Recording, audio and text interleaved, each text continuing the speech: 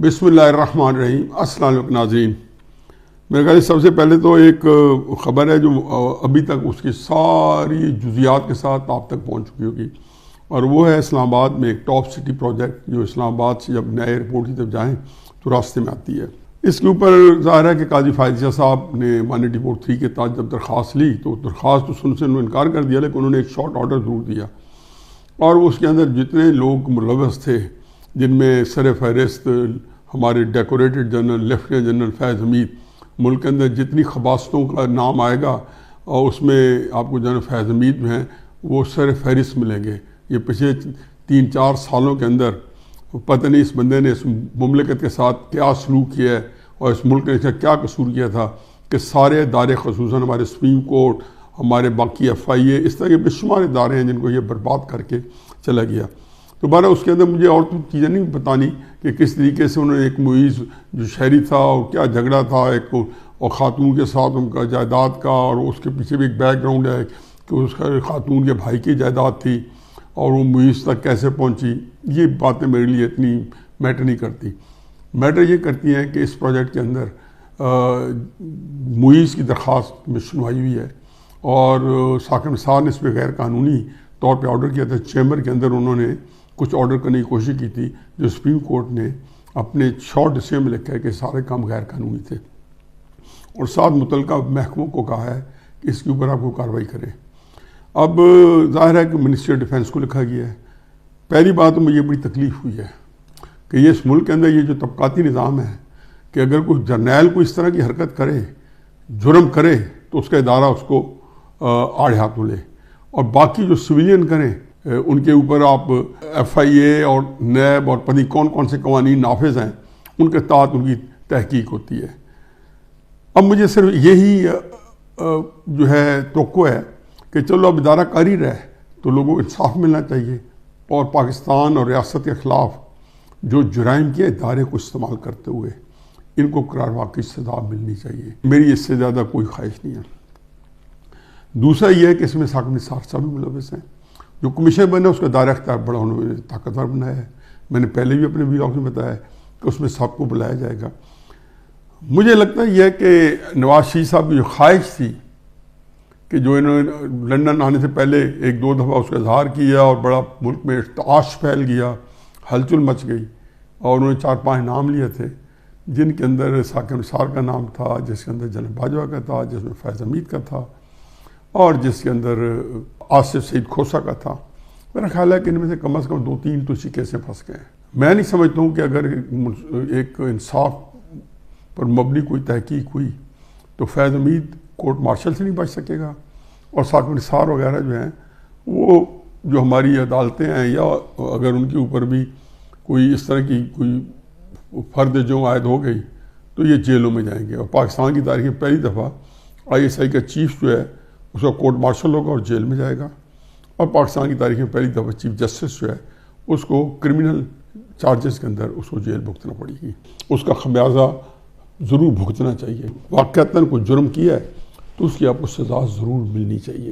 دوسرا جو قصہ ہے وہ یہ ہے، اللہ تعالیٰ کے فضل و کرم سے ہمارے جو ہے اپیل ہو گئی ہے کس کے خلاف؟ ملٹری کورٹس کے خلاف۔ سپریم کورٹ نے کوئی 21-22 اکتوبر کو ایک فیصلہ دیا تھا، سپریم کورٹ کے 5 ججز نے، جنہوں نے میں نے متفقہ طور پہ ملٹری کورٹ کو اسٹرائک ڈاؤن کر دیا تھا۔ جب ملٹری کورٹ کو اسٹرائک ڈاؤن کر دیا تھا تو اس کے بعد آج تک اس پہ عمل درآمد تو نہیں ہوا، فیصلہ ہوا ہے۔ ملک کی بدقسمتی کا ایک لمبی تاریخ ہے، اور اس میں 70 سال سے جو میں طبقاتی نظام کا ذکر کر رہا ہوں وہ یہی ہے کہ جب کوئی سویلین کوئی کرتا ہے تو اس کو سزا جو ہے فوراً مل جاتی ہے۔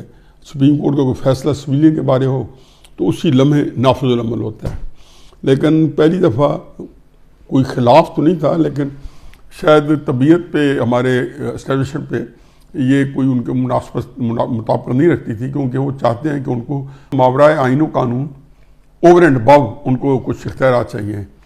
شاید کورٹ مارشل کی وجہ سے عادت ہے کہ اندر ایک پوری امپائر چل رہی ہے اور کئی لوگ لقمہ اجل بن جاتے ہیں، ہمیں کانوں کان خبر نہیں ملتی۔ پاکستان کے اندر آئین کے اندر تو بہت کچھ ہے، وہ تو پاکستان کے شہریوں کے بارے میں تخصیص نہیں کرتا، نہ کہتا ہے کہ شہری وردی میں ہوگا یا بغیر وردی میں ہوگا۔ بہرحال اس وقت ذکر ہے ملٹری کورٹس کا۔ میں 2-3 باتیں پہلے کروں. نمبر 1، میں 9 مئی کے واقعے کو پاکستان کے خلاف ایک بہت بڑی سازش سمجھتا ہوں. میں سمجھتا ہوں کہ اس کی ہلہ شیری ضرور دشمن ممالک نے بھی دی ہوگی. میں سمجھتا ہوں کہ اس سے زیادہ بہیمانہ کام نہیں ہو سکتا. میں 9 مئی کے واقعے کا ذمہ دار عمران خان صاحب کو سمجھتا ہوں. یہ نہیں کہ وہ ذاتی طور پر ملوث تھے یا نہیں تھے، یہ نہیں کہ انہوں نے کوئی بندے بھیجے یا نہیں بھیجتے. میں صرف اس لیے عمران خان صاحب کے ذمہ ڈالتا ہوں کہ انہوں نے 1 سال پوری جو کیمپین چلائی اور جس طریقے سے انہوں نے 9 مئی کے واقعے کی اونس لے لی کہ آپ لوگوں نے چونکہ مجھے گرفتار کیا تھا، یعنی کہ عسکری جو ادارہ ہے، تو اس لیے جو میرا ریئیکشن تھا میرے بندوں کو آپ کے خلاف بھی ہوگا. اور ایک پورے عرصے سے نام لے کے للکار کے وہ کر رہے تھے. اس کے باوجود میں اس بات کے بارے میں ہمیشہ سمجھتا تھا کہ ان کو سخت ترین سزا دی جائے، ان کا اینٹی ٹیررسٹ کوڈ بھی کیا جائے، لیکن سچے مقدمے کر کے. میں حقیقت بتا دوں کہ میرا بیٹا جو ہے اس کے اندر انڈائٹیڈ ہے اور وہ عسکری ادارے کی تحویل میں ہے. میں اللہ میاں کو حاضر ناظر جان کے کہتا ہوں کہ اس کے اوپر بہت سارے چارجز جھوٹے ہیں. اگر آپ نے جھوٹے چارجز لگا کے ہی لوگوں کو سزائیں دینی ہے تو پھر ٹھیک ہے، کر لیں. جب یہ لاٹھی میری ہے تو بھینس کیوں تمہاری ہے، مائٹ از رائٹ، آپ اسے کر سکتے ہیں.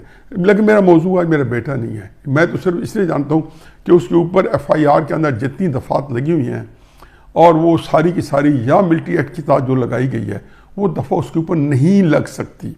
اس کا جرم صرف یہ ہے کہ وہ اول توقع کے بہت بات پہنچا. جو جناح ہاؤس جو ہے وہ اس کی جو توڑ پھوڑ یا جو کوئی جلاؤ گھراؤ ہو چکا تھا، اور جب وہ پہنچتا ہے تو اس کے بعد وہ ایک تقریر کر رہے ہیں. اس تقریر کے اندر کوئی ایسی ایکسائٹنگ ٹو وائلنس ہے، کوئی چیز ہے، وہ سنوا دے لوگوں کو کہ یہ اس تقریر کے اندر اس میں یہ وہ لوگوں کو انسائٹ کر رہا ہے. لیکن میرا مسئلہ یہ نہیں ہے. مسئلہ یہ ہے کہ جب وہ تقریر کر رہا ہے تو کسی نے پیچھے سے پتلون اٹھائی. اب یہ کسی جو ہوتے ہیں نا، یہ جو نامعلوم کسی کے، جو کہ میں آج ملٹری کورٹ کے سلسلے میں بتاؤں گا، تو یہ کسی نے اٹھائی تو انہوں نے ایک فقرہ کہا کہ بھائی صاحب کی جو ویسٹ ہے یہ 50 انچز ہے. میں نے اس کی مذمت کی تھی. پہلے تو میں یہ فقرہ بھی نہیں کہتا تھا کیونکہ میرے اوپر یہ بڑا گناہ گزرتا تھا اور مجھے تکلیف ہوتی تھی کہ میرے بیٹے نے یہ فقرہ کیوں کہا ہے. اور یہ بھی میں جانتا ہوں کہ وہ یہ سارے لڑکے جو تھے عمران خان صاحب ان کو انتہائی جذباتی کیفیت میں لے گئے تھے. اور اس کے ساتھ اس سارے حصے میں باجوہ، فیض حمید، یہ پورا نظام پچھلے 6-7 سال کا تھا. وہ بری ذمہ نہیں ہو سکتا کہ عمران خان صاحب کس مقام پہ پہنچایا اور کس طریقے سے میڈیا کے اندر اس کو پوری فیسلٹی دی اور قوم کو اس کے شہر کے اندر جو ہے مبتلا کر دیا عمران خان کے. بہرحال پھر اس کے بعد آپ نے جو دفعات لگائی وہ نہیں لگتی تھی. آرمی ایکٹ سیکشن 2D1-2 میں نے سارے وکیلوں سے ڈسکس کیا ہے اور حقیقت ہے سارے ہنستے ہیں کہ یہ نہیں لگتی. لیکن بہرحال آپ یہ دفعہ جھوٹے مقدمے بنانا چاہتے ہیں اور پھر ملٹری کورٹس میں ٹرائل بھی کرنا چاہتے ہیں. تیسری بات جو ملٹری کورٹ کے بارے میں نے کہا تھا جی ملٹری کورٹس کے بارے میں آپ بھی بات ذہن میں رکھیں کہ نہ تو اس کے اوپر آپ کو میڈیا سپورٹ کرے گا، نہ آپ کو وکیل سپورٹ کریں گے.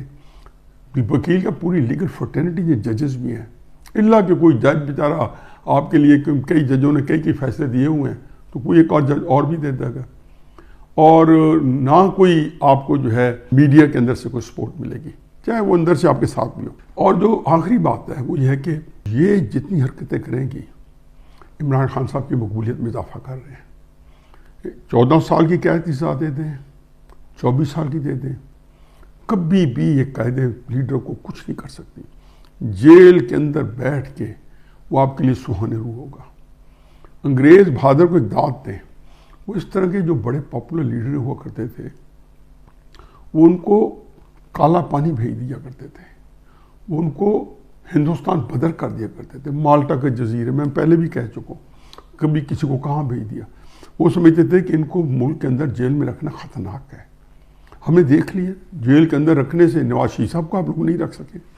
بالآخر زور زبردستی ان کو آپ نے بھیجا نا، جیل سے نکال کے زبردستی جہاز میں ڈالا اور لندن بھیج دیا.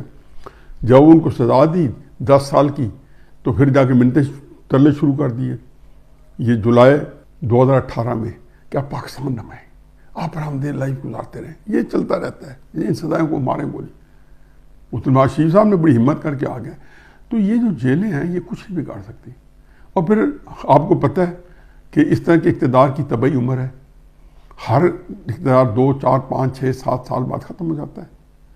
کسی نہ کسی موقع پہ کسی وقت پہ بھی امام کا جو صبر کا پیمانہ لبریز ہو جاتا ہے. جب نکلتے ہیں تو وہ عمران خان نواز شریف صاحب کی طرح نکلیں گے اور اس کے بعد آرام سے آ کے اپنی سیاست کریں گے. تو چنانچہ یہ ساری باتیں اور جو کیس چلا رہے ہیں یہ لوگوں کے اندر عمران خان صاحب کی پاپولیرٹی بڑھا رہے ہیں. اچھا اب آپ کو بجائے اس کا بندوبست کرتے اس کا سدباب ہوتا کہ جو باجوہ صاحب کی جو ہے مجرمانہ حرکتوں کے ساتھ اور جو سپریم کورٹ کی مجرمانہ حرکتوں کے ساتھ عمران خان صاحب کو اتنا بڑا امیج بلڈنگ ہو گئی اور عمران خان صاحب نے نظام مقام پا لیا, اس کو کیسے اس سے پیچھے جو رائے عامہ ہے اس کو کیسے رائے عامہ کو کنونس کیا جائے. یہ نہیں ہو سکتا کہ ہم اس کی پرواہ نہیں کریں گے. آخر یہ ملک 24 کروڑ 60 لاکھ کا ہے اور آپ اس ملک کے اندر ایک رول ادا کرنا چاہتے ہیں. آپ اس ملک کے اندر ایک بہت بڑا ادارہ ہے, اگر رول ادا کرنا چاہتے ہیں تو رائے عامہ جو ہے وہ ایک چھوٹی تعداد آپ کے خلاف ہو تو برقع وہ ہے ایک اس سے گزارا ہو سکتا ہے, لیکن ایک بڑی سیاسی جماعت جو ہے کوئی بھی ہو, نون ہو, تحریک انصاف پیپلز پارٹی ہو, اور پھر بڑی سیاسی جماعت اگر بہت اس وقت سیاست کو اپنی گرفت میں لے چکی ہو, میڈیا کو اپنی گرفت میں لے چکی ہو, اس کے خلاف جب آپ جو ہے رائے عامہ مزید ہموار ہو رہی ہو, مزید اس کے حق میں جا رہی ہو, یہ ملٹری کورٹ کے کیسز جو ہیں اس نے ان کو کہیں سے کہیں پہنچا دینا ہے.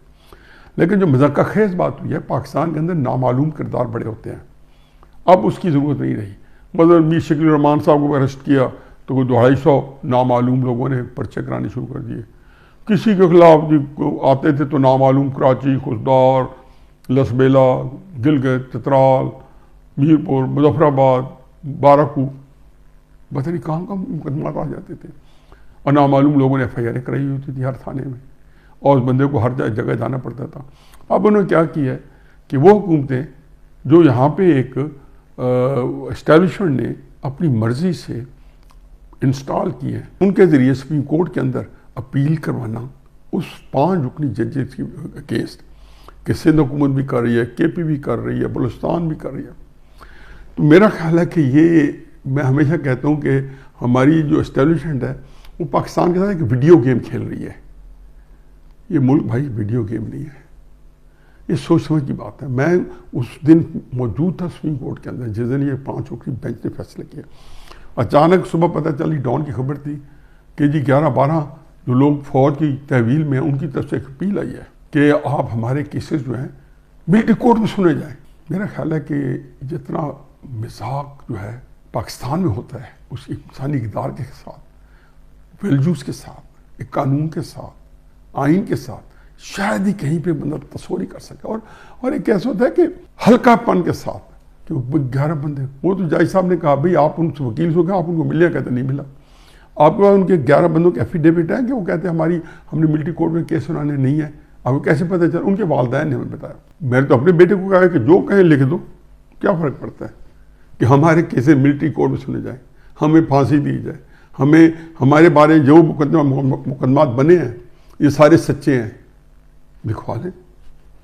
کیونکہ سول کورٹ میں تو آئیں گے تو کوئی ٹیسٹ ہوگا, کوئی آگے ہوگا. سول کورٹ میں تو لانے نہیں ہیں, نہ سول کورٹ کے ہیں. تو اب ملٹری کورٹ کے لیے یہ نہیں یہ کہا گئی ہے کہ حکومتیں کہہ رہی ہیں. شہداء کی فیملی نے آ کے پریس کانفرنس کی, بھائی ان شہداء کا ان کی بےایمانہ مجرمانہ جو حرکت ہوئی ہے, تو جناح ہاؤس کے اوپر ہستہ حملہ ہوا ہے, کور کمانڈر کے گھر کے اوپر یا باقی جگہوں پہ پاکستان میں ہوا ہے, اس میں شہداء کا جو ہے ان بیچاروں کے کیسز کیوں خراب کر رہے ہیں؟ لیکن میرا خیال میں یہ باتیں طبیعت پہ گراں گزرے گی کیونکہ یہ بھی نہیں سنی جا سکتی. یہ نظام ہی ایسا ہے, اس نظام کی خرابی ایسی ہے. ہمارے وہاں پہ جو نظام اس وقت پاکستان کو اپنے قبضے میں لے کے بیٹھا ہے یا جن کے پاس اقتدار ہے اس کو کرائسس یہی ہے. میں حقیقت ہے جب پڑھتا ہوں نا جنرل فرمان علی کی کتاب اور جنرل خاتم رازی کی کتاب, جب مشرق پاکستان 1971 کا بدقسمت سال, جس سال پاکستان 2 ٹکڑے ہو گیا تھا, لیکن کبھی دیکھے کہ جی کچھ صاحب ملی اس پہ, ملک ٹوٹ گیا, کوئی آرمی سیکرٹ ایکٹ وائلیٹ ہوئے نہیں, کوئی کسی قسم کی جو ہے ہماری تہذیب کو نہیں, نہ کورٹ مارشل ہوا ہے, نہ ہونا چاہیے تھا, کیونکہ یہ کورٹ مارشل ان چیزوں کے لیے نہیں بنا. اب اس طرح کے ماحول میں, اس طرح کی صورتحال میں بندہ کیا کر سکتا ہے کہ آپ اس شد و مت سے پورے ادارے کو استعمال کر رہے ہیں. یہی بات فیض امین نے کی ہے, یہ بھی ٹاپ سٹی کا میں نے بتایا, کہ پوری رینجرز کی جو ہے بٹالین لے کے ایک بندے کے گھر کو چھاپا مارا، سارا محلہ پینک ہو گیا تھا۔ اب آپ اس کے اندر کبھی پاکستان کے نظام پہ اعتماد کرتے ہیں، سچے مقدمے بنواتے ہیں، اگر نہیں بنتے تو چھوڑ دیں۔ ختیجہ شاہ کو عدالت نے چھوڑا ہے، آپ نے نظر بند کر دی ہے، بدول کیا سائنس ہے۔ لیکن اینی اب ان ملٹری کورٹ کے خلاف آپ نے سپریم کورٹ میں اپیل کیا ہے، توقع کر رہے ہیں کہ جب یہ اپیلیں جائیں گی وہ شدہ کریں گے تو قاضی فیاض عیسیٰ صاحب جو نیا بینچ بنائیں گے، شاید اسی سربراہی وہ خود کریں، شاید وہ منصور علی شاہ ہوں، شاید اس میں طارق مسعود صاحب ہوں، جمال بندوخیل صاحب ہوں، شاید اس میں اطہر من اللہ ہو۔ میرا نہیں خیال کہ آپ کو مطلوبہ نتائج مل سکیں گے۔ کیا ملک جو ہے وہ ڈس فنکشنل ہو گیا ہے؟ حکومتیں تو آپ کی ہیں، آپ نے قومی حکومت بھی آپ نے بنائی ہے، صوبائی حکومتیں بھی آپ بنائی ہیں، اگر ڈس فنکشنل ہو گیا ہے، گورننس کا فیلئر ہو گیا ہے تو یہ ایک اور کیوس ہے۔ تو آپ یہ چند کیسز کے لیے بجائے اس کے کہ کوئی اس کا کوئی فائدہ ہو، کوئی سیاسی فائدہ ہو، کوئی آپ کو ادروائز فائدہ ہو، یہ جتنے بندے اپنے ریسٹ کیے ہوئے ہیں یہ نہ 3 میں نہ 13 میں، میرے بیٹے کو تو عمران خان صاحب نے ابھی جو ٹکٹ دیے ہیں اس کو ٹکٹ کے قابل ہی نہیں سمجھا، وہ ڈیزرو یہی کرتا تھا کہ اس کو وہ نہ دیں۔ اس کو تو یہ کہا جاتا تھا کہ یہ اب تمہارا بیٹا جو ہے اس کو انسٹال کیا ہو کہ مسلم نون کی کوئی جا کے انفارمیشن دیتے عمران خان کی، یہ اس کے گھر، یہ مجھے خود ISI کے لوگوں نے بتایا کہ عمران خان صاحب کو ان کی فیملی کی طرف یہ کہا جاتا ہے کہ حسان کا وہاں کیا رول ہے۔ خیر بات کی بات یہ ہے کہ وہ تو کوئی زیادہ اہم ہو یا نہ ہو، لیکن اس کو ٹکٹ نہیں دیا، اس نے بتا دیا تھا کہ میں تمہیں ٹکٹ نہیں دوں گا۔ وہ تو جب وہ وزیر اعظم تھا تو اس کے خلاف FIR کٹ رہی تھی میرے بیٹے حسان کے خلاف، لیکن چلو مان لیں کہ سب کچھ ہے اور آپ انہیں کر بھی دیا تو کیا عمران خان کو کیا نقصان پہنچے گا؟ اور پھر عمران خان سے اپنے اوپر بھی چلا لیں کیس تو کیا ہوگا؟ اس کی پاپولیرٹی میں اضافہ ہوگا۔ میں نے کہا نا جب تک آپ اس کے اندر کوئی جامع حکمت عملی جس میں تدبر، تدبیر، فہم، فراست، جس میں عمران خان صاحب کی سیاست کو ختم کیا جائے یا ان کے خلاف جو پبلک سپورٹ ہے اس کے اندر رکھنا ڈالا جائے، اگر یہ نہیں ہے تو آپ بیکار ہے۔ بہرحال میں اس کو میرا خیال وائنڈ اپ کر دوں کہ یہ میرے لیے ایک بہت اس لیے تکلیف دہ بات نہیں ہے کہ جھوٹ کا سہارا لیا گیا ہے، پھر اپیلیں ایک جھوٹ کے اوپر کرائی گئی ہیں، اور یہ ادارے بول رہے ہیں یہ پاکستان کے، ان کو ان جھوٹوں کا سہارا لینا پڑتا ہے کہ آئین اور قانون سے ماورا ان کو انصاف چاہیے۔ ان کو میں کئی دفعہ لکھ چکا ہوں کہ یہ پاکستان کا سانحہ یہی ہے کہ حکومت اور اداروں کو جھوٹ بول کے اپنے لیے انصاف لینا پڑتا ہے، یا ایسی چیزیں ڈالنی پڑتی ہے کہ جو انصاف ان کو چاہیے وہ آئین و قانون کو نہیں دیتا۔ پتہ نہیں اس ملک کو وہ کہاں لے کے جائیں گے اور کتنا عرصہ چلے گا۔ چلو میرے پاس عمر ہے یا نہیں ہے یہ دیکھنے کے لیے کہ یہ آگے 2-4 سال میں پاکستان کہاں پہنچے گا، لیکن میں دعا ہی کر سکتا ہوں کہ اللہ تعالیٰ اگر ہم حماقتوں کی وجہ سے یہ فیصلے کر رہے ہیں تو اس ملک کو حفاظت کرنا، یہ ملک بڑی جان جوکھوں سے، بڑی ہمت سے بنایا گیا ہے۔ یہ ملک جو ہے متحمل نہیں ہے کہ ہم 6-7 سال بعد 0 پوائنٹ سے کھڑے ہو کے دوبارہ سفر کا آغاز کرتے ہیں۔ کل ایک مجھے جنرل صاحب کسی جگہ مل گئے تو میں تو ویسے ہی کہا، میں نے کہا جی میں تو پریزیڈنٹ صاحب کو کہا، کئی اہم لوگوں کو کہا کہ آپ ایک جیسچر کے طور پہ کوئی اس میں یا تو وہ آپ کو اتنا بڑا فائدہ ہو رہا ہو جس سے آپ کا نظام چل رہے ہو، لیکن یہ آپ جو گند کرتے ہیں اس کی مزید کئی مشکلات ہوں گی۔ اور میں نے ان کو کہا، میں نے کہا جی آپ کر لیں کہ آپ اگر نہ جائیں اس کے خلاف اپیل نہ کریں تو میرا خیال ہے کہ یہ آپ کے بھی حق میں اچھا تھا اور ایک اچھا میسیج بھی جانا تھا، اور ملک کے اداروں کو مضبوط کرتے اور اپنے کیسز کو مضبوط طریقے چلاتے۔ آخر آپ نے حاج حارث صاحب جیسے بڑے بڑے نامور وکیل کروڑوں روپے کے لے لیے ہیں نا، یہی وکیل آپ ATC میں یا اس میں ڈالتے ہیں، سچے مقدمے بنانے کی کوشش کرتے۔ بہت سے مقدمے سچے ہیں اور ان کو اسی طریقے سے آپ چلائیں کہ یہ وہ چل سکتے ہیں۔ باقی اس کا کیا بنے گا، اس سے مزید افراتفری پھیلے گی۔ سپریم کورٹ نے اگر آپ کے حق میں فیصلہ دے دیا تو سپریم کورٹ کی کیا ساکھ رہنی ہے اس کے بعد، اور کیا ری ایکشن آئے گا وکیلوں کی طرف سے اور میڈیا کی طرف سے، سول سوسائٹی کی طرف سے، جو آپ کے حامی بھی ہیں ان کی طرف سے بھی۔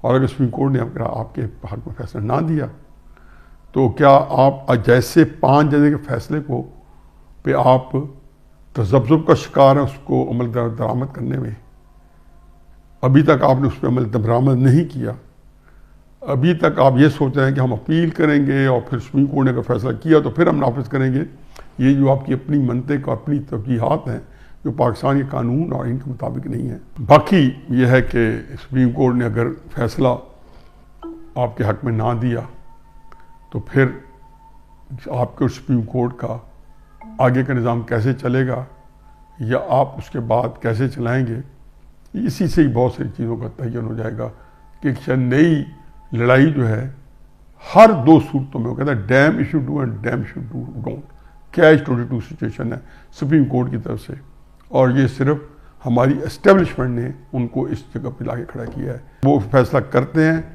آپ کے حق میں تو فارغ ہیں، اور اگر وہ آپ کے حق میں نہیں کرتے تو پھر آپ کی جو حیثیت ہے انہیں خام خواہ متاثر ہونا ہے۔ وما علینا الا البلاغ۔